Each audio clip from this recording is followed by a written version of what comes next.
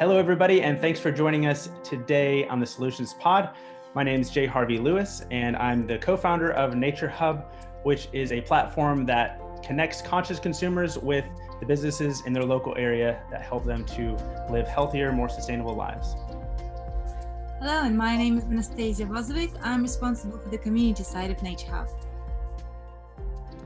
And today we have the pleasure of speaking with Danielle Flood of Echo Incorporated, and they are in Fort Myers, and they're doing some amazing things to solve the problem of world hunger. And interestingly, I was actually at one point in time going to apply to intern with Echo. I was studying community development in college my freshman year, and then things kind of turned directions for me. And but I've always been a fan of what you're doing, and I'm really honored that you showed up to talk to us today. So tell us about what you're doing and how you got involved.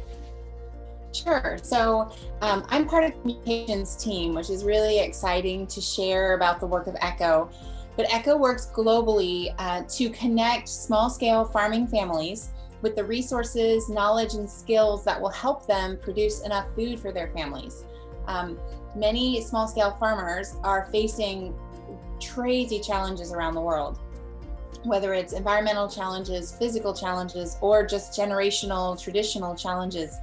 And they're not growing enough food, which means they're not able to thrive and send their kids to school or pay for shoes or medicines. And they're stuck in this cycle of poverty and hunger, where if you can equip them with maybe a piece of knowledge or a skill that they didn't have access to, teach them that they can do that themselves, and these skills can never be taken away or stolen, then they can improve their lives forever, add value to the community around them. They can grow more and diverse nutrients for their family's diet. They can contribute more to the community market, and then the whole community thrives. And so we've seen where investing in small-scale farmers is more efficient than almost any other level of community development. And so it's related to health, it's related to water access, it's related to nutrition, and then livelihoods. And so I'm part of a team that works internationally to equip those small-scale farming families through Peace Corps volunteers, missionaries, development workers, and we just want to help people thrive. That's interesting. Can you tell us a bit more about the resources that you have in order to teach people how to grow their own food? And Sure, yeah. It started with a textbook, honestly. In 1981, there was a group of men who wanted to help in poverty, and they were scientists and businessmen together, and it was an interesting idea. What can we do to help farmers who generally we think farmers have enough, but how can we help farmers thrive? And so they started with a textbook called Underutilized Plants of the Tropics. And they realized that if they could share these plants that have more nutrients than maybe others that farmers have access to, they'd be able to diversify what they're growing, and they'd be able to help grow, different crops in different markets. The problem was they didn't have those seeds. So instead of just sharing about the plants, they actually saved, cultivated, and then sent free seeds starting in 1981 till today. So we share seeds of underutilized crops, over 350 varieties from Thailand, Tanzania, and Florida. We've been collecting these knowledge resources, so techniques that work well, learning them from creative farmers all over the world, testing them here in Florida and with partner research in different farming communities, and then sharing those that have promise, with the idea that if we can be the risk taker, then farming families don't have to. So we test these new techniques, and if they show promise in a lot of the challenging areas that we serve, then we share those. And then we connect both, university and graduate level research, and are able to share it at the village level. So that's a whole element of how can we take research and make it available to people who don't have access to, the research tools in multiple languages. So we translate them into 9 different languages, many in Asia, including Swahili, French, Spanish, Indonesian, Thai, Burmese, and one I'm not thinking of, so I apologize. And then another main element of what we do is appropriate technology. So no matter how much you can grow creatively, if a field of tomatoes doesn't get to market, it doesn't help anyone.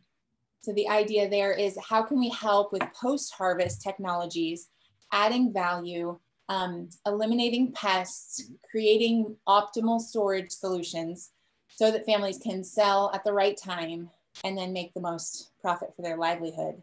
And it's exciting to see that somewhere in there, each community has a different challenge, and they can take something and improve what they're doing.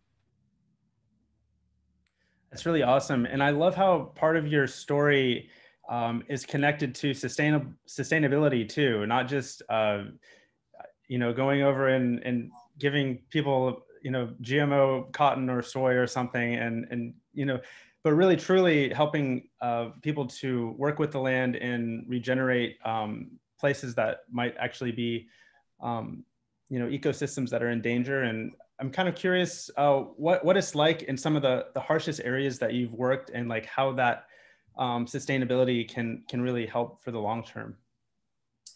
I have a couple examples I can think of that. If you consider every country that has steep hillsides, often the commercial interests will come and purchase the valley land.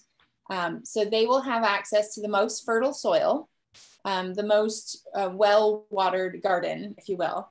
And small-scale farmers have to push up into the hillsides to be able to have open land to feed their families. So steep slopes are especially susceptible to erosion, to water runoff, then to overgrazing, and then gullies. And it can be challenging because the system works if the ground is covered and if the trees are doing their job. But if humans try to take the trees away to farm, then it can be a very challenging place to conserve the land and to grow the food sustainably. So a lot of the work we do on hillsides are, cutting contours into the hill and then planting trees for an agroforestry system that catches the water and allows it to permeate the soil. The trees can fix nitrogen. They can give your plants a little bit of, varied shade. They could be fruit trees, they could be leguminous trees, they can be cut and carry that you can feed to your animals. And then they naturally create some more terrace-like hillsides rather than letting the water and the soil run off, because erosion is a huge problem, especially where in silvopastoral systems where people are trying to raise animals and agriculture together. You either have overgrazing or over farming. And I think another really challenging place where we try to offer solutions is in an urban area or a slum or a refugee camp where there's very little space. There's just the population density is really high and farmers have very few resources. So in those situations, we talk about resource-based development, where it's what do you have? We're not going to start with what you don't have. That's really what a lot of people focus on, but what do you have? How can we use that to grow food in your environment? So in those cases, we've done tire gardens where we fill them with waste aluminum or waste plastic, and then a little bit of soil. And so you can plant food plants in a portable bucket of trash, and you can put it on your roof. You can put it on a cement slab, a lanai, or even a porch. And so at our demonstration farm in Florida, we do try to show some of these challenges and help people to see something that mimics their challenges and say, I can do that. That sounds really inspiring. I'm sure it's very satisfying as well when you get to see that final result, when you do help people and And it's the sustainability side of it as well. I mean, so many farmers, they do want to get into that, but they really have no idea how can they transform the existing resources that they have and combine that all together. I was going through your website and I saw quite a bit of information in regards to tours that you do. So what are they about and what do they actually involve? Yeah, so we're an accidental tourist destination. And what happened was in the 80s, as they were starting to do these experiments, they had like a semi-arid greenhouse and another greenhouse where they tried to demonstrate the rainforest and a couple other gardens. And people would come and say, well, what are you doing here? This is not how we do Florida agriculture. And so our founder, Dr. Price, told me this story, but he said he would take them around and kind of stop what he was doing to show them around. And it started happening more and more frequently. And so he started to ask people to come back on Fridays at 10, and he would show them around together. And so that started years of informal tours where they would show a slideshow on the front of the refrigerator and then walk around these little gardens. In 2006, the informal tours had grown so much that we were offering 3 tours a week and not charging for them. And so they decided to start charging for the tours, hoping that it would lessen the number of people that came. And that first year, it actually doubled. And so it was telling that people want to know what Echo's doing. It's creative, it's meeting an educational need in our community, and the draw wasn't going away. So for the last 13 years, we've offered these tours. We've become a local attraction, offering over 10,000 tours per year. And we're recently an Airbnb experience where you can go feed the goats by hand and learn about sustainability here in Fort Myers, Florida. That's so really awesome. Oh, sorry, go ahead. How did it actually spread so far? Was that like mainly the word of mouth, or? It must have been. So we are 1 mile away from a big highway, which makes the access very nice. And also we hear from people that if they have friends visiting, like Florida is a visitor's destination, they'll bring their friends. So people come back again and again, and there's always something to learn at Echo. And so I've been here for 13 years and I still learn things every day. And it is a beautiful place to be. So I think it hits on a number of elements. It's great to be outside. We have great weather. You learn about unique tropical plants that you can grow. So people who are gardeners or maybe want to be gardeners someday are interested. And then it's related to, how can we as humans do something to help our world that's actually meaningful. It's not just a quick fix. It'll do something sustainable. Yeah, that's really cool. Do you have goat yoga yet? No, but if you do, get on the ground with my goats, they will jump on you. I'm kind of afraid of goats. Sometimes they can be a little pushy and violent.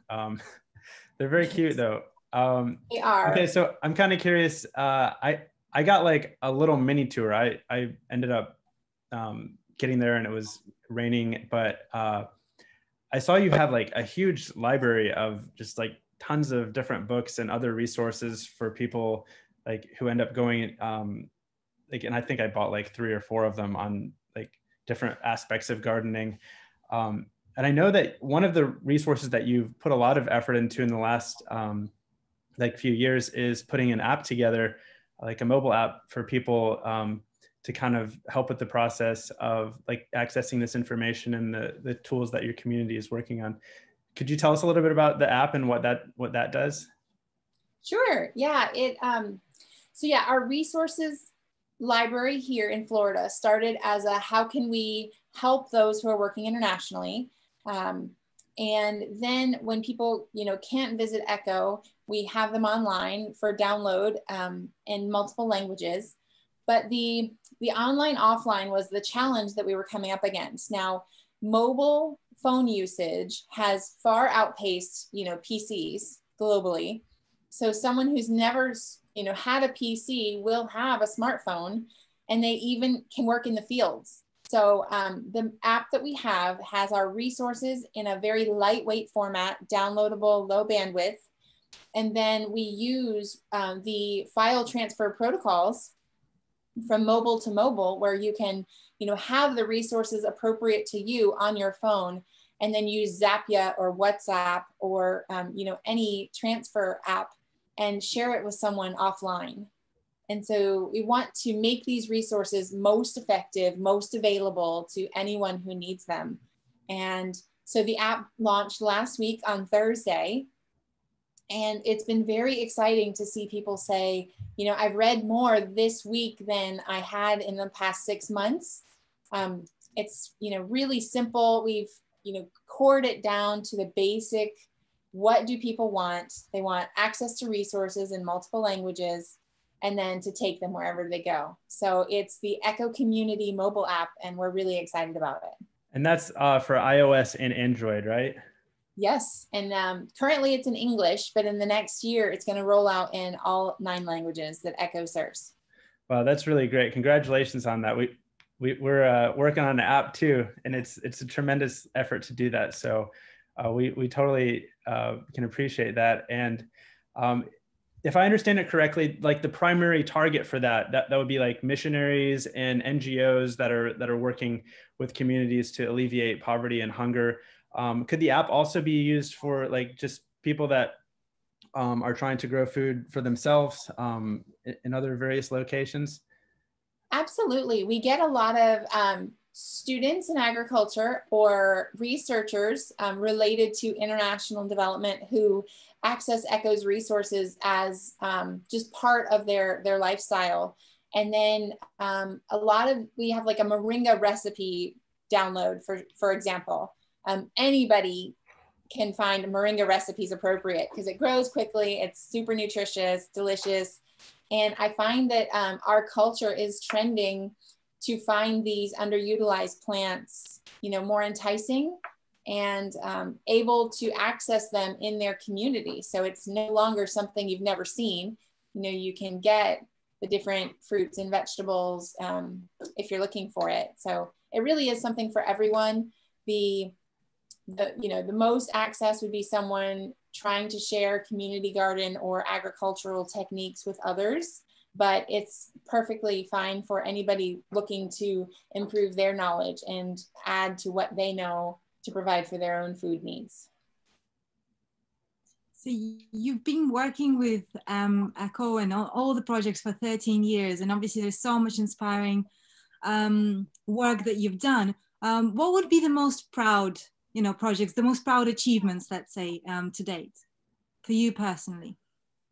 Well, before coming to Echo, I lived in Niger, West Africa, which is as National Geographic as you can get. We were living in mud huts and pounding grain every day to make the meal. And the Fulani people are beautiful people that thrive on milk and millet. And they grow this millet in their 3-month rainy season, and then there's no rain for 8.5 months. So it's an incredibly dry, challenging environment to live and work in, but that's their home. And so when I was there, I was younger and learning the language and culture and community and living among the people. And then 5 years after being with Echo, they asked me to go back and help plan a conference in the neighboring country. So we were working on that conference. I, extended our trip to take 4 interns with me to my village and to show the realities of small scale farming and what they're learning at Echo and how that relates. And so to see my friend Chuso, who's a hardworking farmer, go from barely making enough to diversifying his crops and then showing it off. He was proud to show what he had done to my friends that I brought. A couple times he said, "Oh, if they're tired, they don't have to walk all the way to the field." And I said, "Oh no, we want to see your field, absolutely." And so we ended up kind of walking the whole perimeter of the field as he showed us you know, all the space that he had done, the innovations that he had put in, and how, you know, a little bit of knowledge gave him the ability to improve his livelihood with same land, you know, same resources. So that made it very personal there. And knowing that that happens all over the world is incredibly fulfilling for me. Well, that's really amazing. I was watching a video of the founder, and he was telling a similar story. And I guess that's one of the really cool things about this project to me is in the last 4 years, basically 12,000 people in 25 countries have been given the resources they need to be able to grow their own food. And then the person that he gave in the example was so excited that he shared it with his community, and 60 or 80 other small farmers who are struggling are suddenly able to make enough. And so that turns into what I guess you're estimating about 500,000 people in I guess the overflow of people just sharing this knowledge in 4 years. That's really amazing. So for people at home that are maybe thinking about doing a community garden, or maybe they're trying to support an NGO or a missionary group, or fight the problem of food deserts, which is huge in the U.S. and in so many parts of the U.S. even. I'm seeing that you have a program that you can actually request seed samples to see if something actually would grow in their area. So if they find something on the app that seems like it would work, they could actually get a sample of that. Yeah, so it's free trial packets. They're, I don't know how to, it depends on the size of the seed, but it's anywhere from 10 seeds to, 100, enough to plant a 50-foot row to evaluate the seeds that we're growing. We want people to not only know about them, but have access to try, because that's the only way that you'll know if it grows well in your community. And then if it grows well, do the people want to eat it? Sometimes cultures have different taboos on the color of the food, or they don't eat greens because the animals do.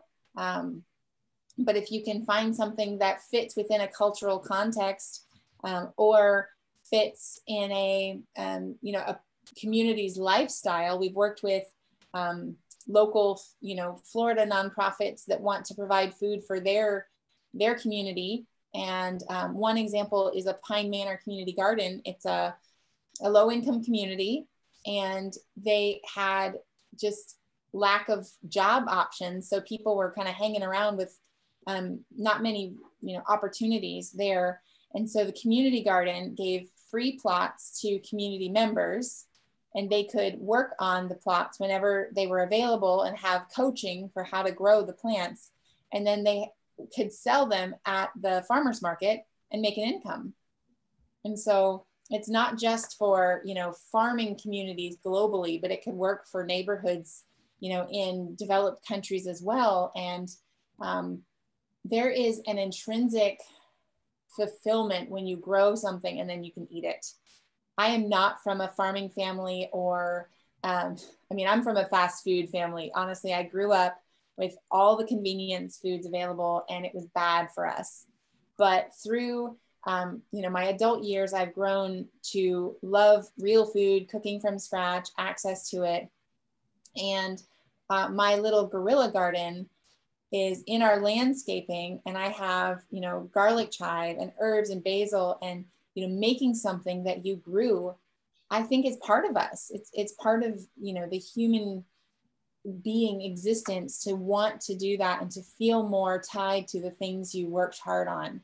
And so I think if more people could do that, then they would see the value of our food, and it would change their lives. Honestly, I believe that.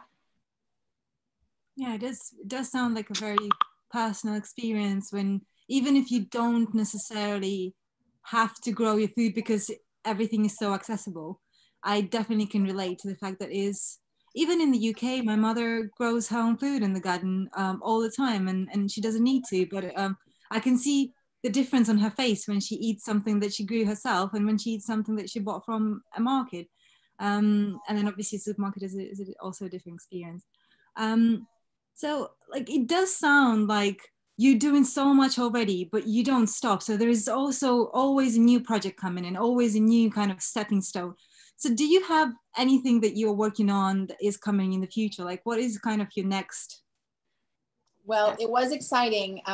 With the limitations of the coronavirus, we shifted our conference that typically has 200 people here in Florida. We shifted it to a virtual experience, and 700 people came.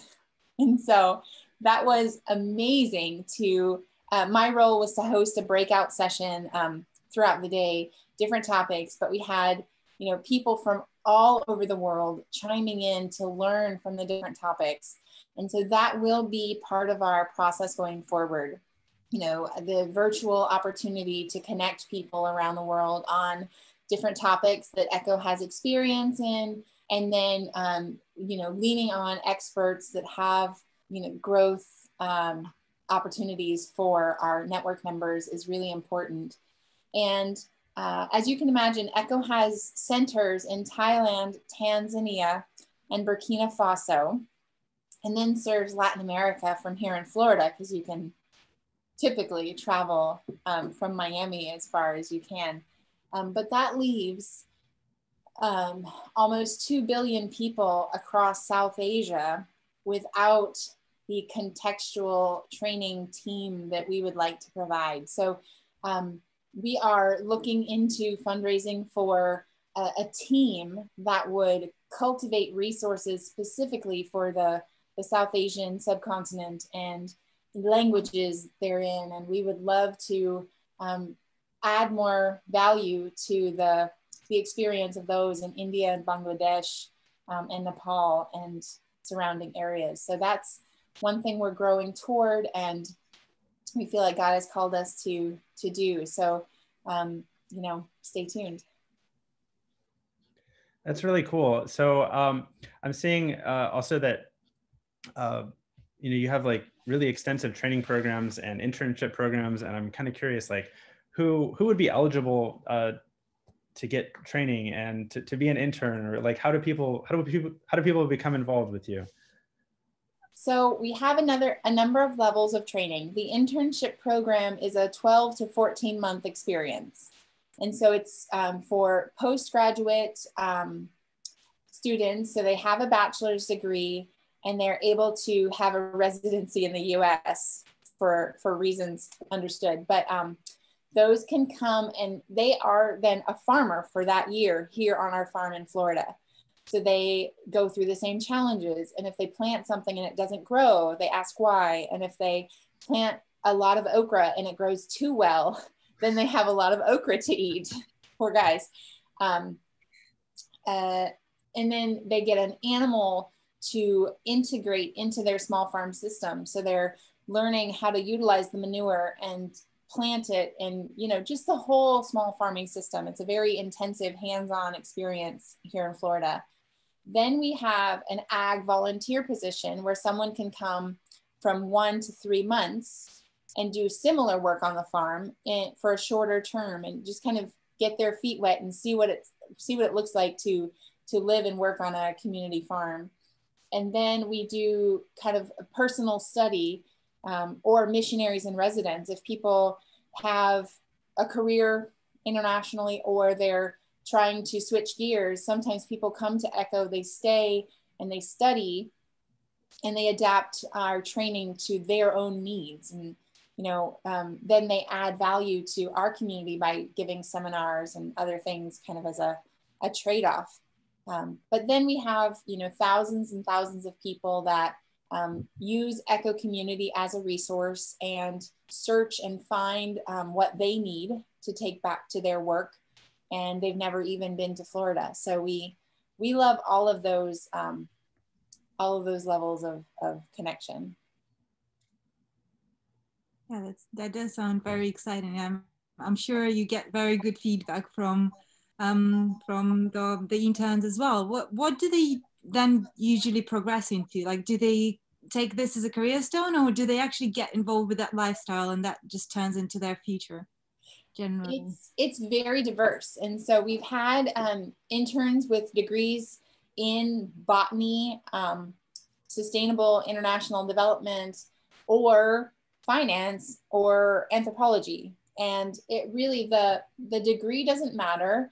It's the commitment to serve the less fortunate around the world. And so then after ECHO, often they go internationally with different experiences. We have a large group of people of faith. So they're, you know, going into mission work or development. And then we have groups of people that, you know, want to get involved in Peace Corps or are working with refugees in the US or internationally.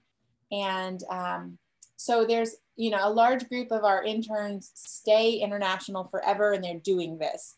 But it's also not just, you know, an international lifestyle. It can be impacting to our communities wherever we are. And I just was connecting with one of our former interns. She runs a fair trade shop in, you know, her hometown.